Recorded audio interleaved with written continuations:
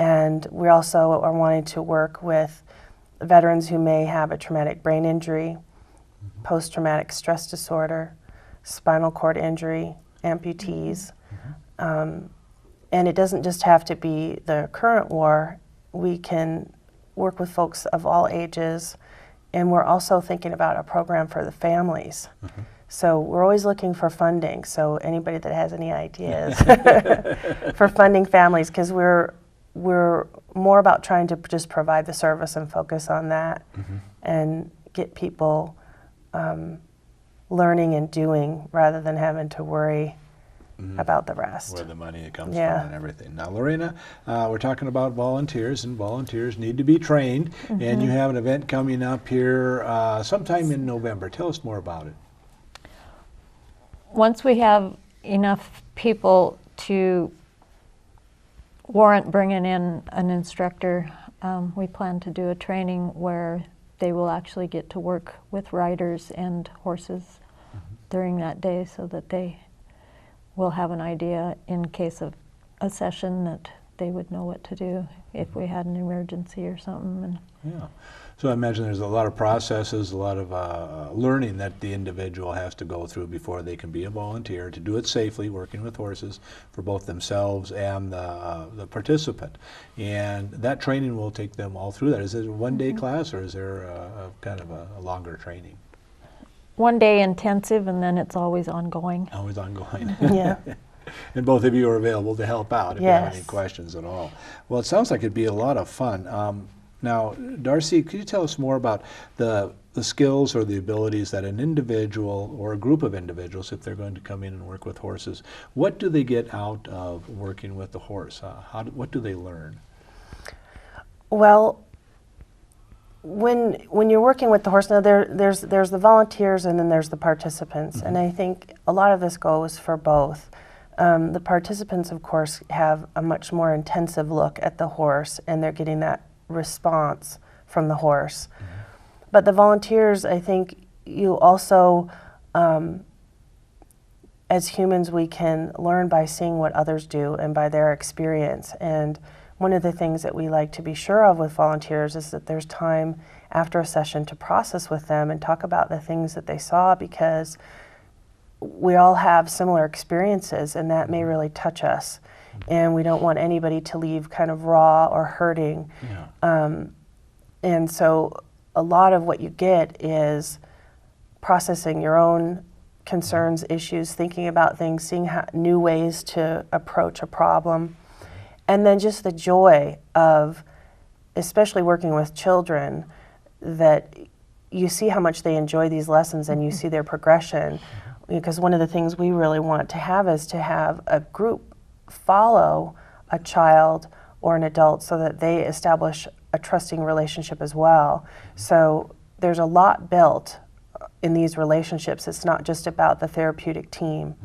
It's about everybody involved. So we definitely can't do this alone, but everybody takes away something new, a new approach, and those smiles. And everybody, one of our therapists, Jamie Anisi, she always says, I always feel so good after I come and work here. So. Okay, so now individuals that would like to enter into the program, be participants, we're not talking volunteers, do they just say, well, this sounds real interesting, I'd like to do it? Does a counselor refer them? How do they enter into the program? I imagine we have a phone number on the screen, they can initiate it with a call from you, but...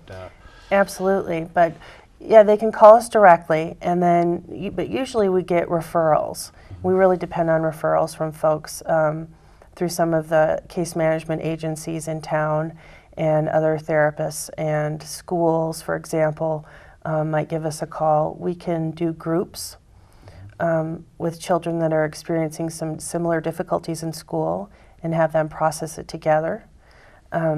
We can also do some individual work and family work as well. We also have some funding available. If folks want to contact us, we can get them some information about how that funding works and if that would work for their child. Does insurance cover some of this too? Absolutely. Oh, great. Yeah. So they can contact you directly, they can work through an existing counselor. But now then on the volunteer side of things, it's just a lot of fun for a group to get together, individuals or a group, and to work with these people. I imagine the therapy is good for the volunteers too, huh? It really it is, and we have, we'll have barbecues every so often, and we'll do maybe some additional training and get together and have a cookout, and have some time where we'll maybe give some lessons to the volunteers so that they can experience the horses not just from the ground, but understand how that horse feels to be riding.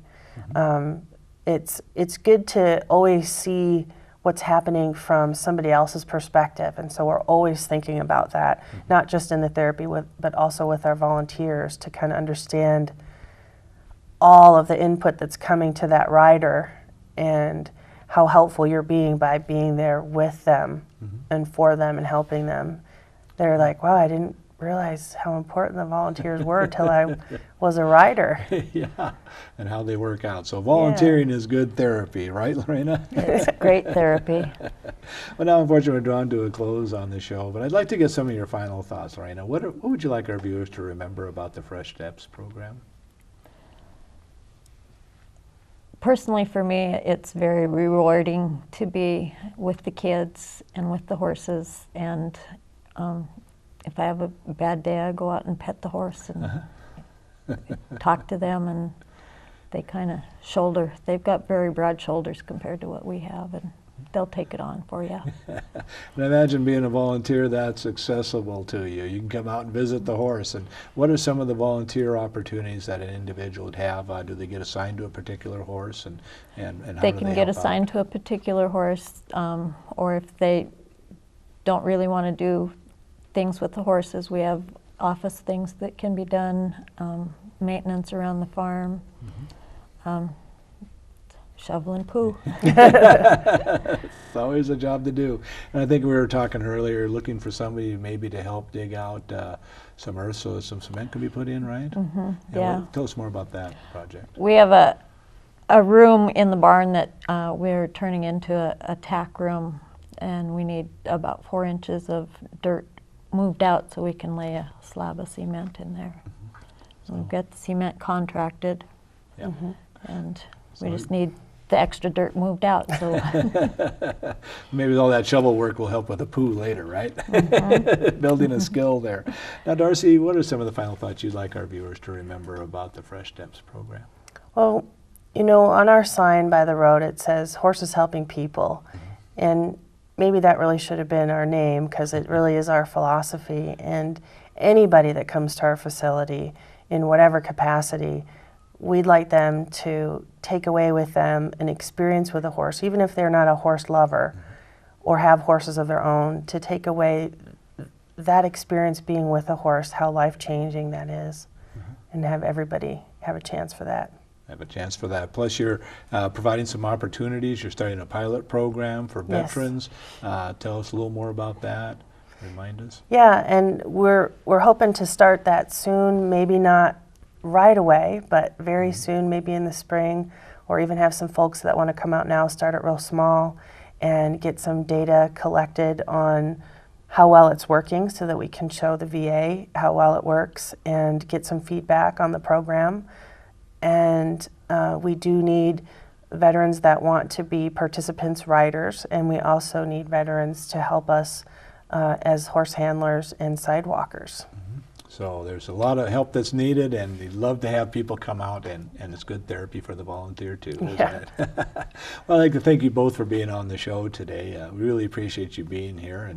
And for our viewers, we've been talking about the Fresh Steps program that's available. Horses helping people. They're good therapy. Whether you'd like to sign up for the program to be a rider or a volunteer, for each person that is receiving the therapy, they need 3 individuals to assist at that time.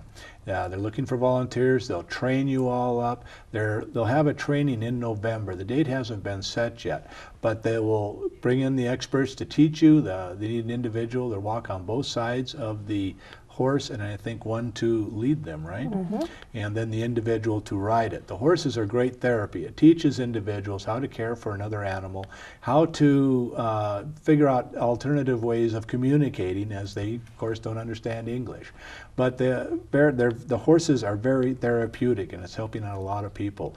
Insurance can cover this, private pay can cover it, maybe some volunteer activity could cover it. It's an interesting program. Give them a call if you can volunteer or if you'd like to participate in their services. For Community Pulse, I'm Brian LaMoure. Thank you for joining us.